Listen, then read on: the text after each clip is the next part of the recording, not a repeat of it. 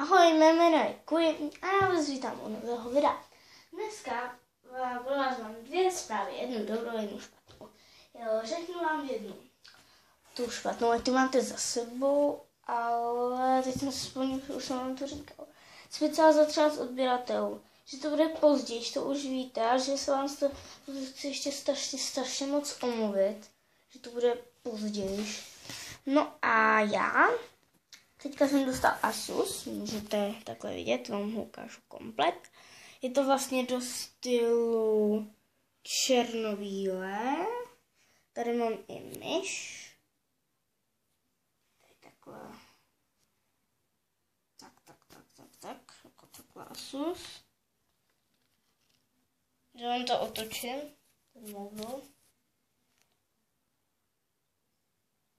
Asus, nevím, jestli to vidíte. No a oni tady vlastně přidali, takhle ukážu tady v rohu, máte store. No a na tom storu můžu takhle prostě hrát různé hry, třeba zadarmo.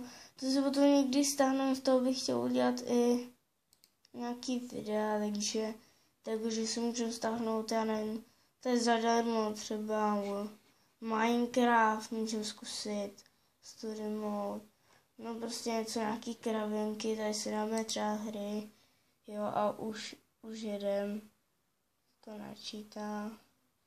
To máte takhle ve Windowsech 10, což mám já, Windows 10. Ale jako to můžete vidět, no. Co jenom chtěl ukázat, no.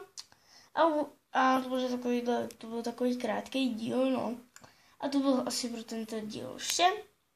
Se vám líbil, můžete dát like, po případě koment a budu se už těšit určitě u toho storu, jestli bude. Takže zatím ahoj!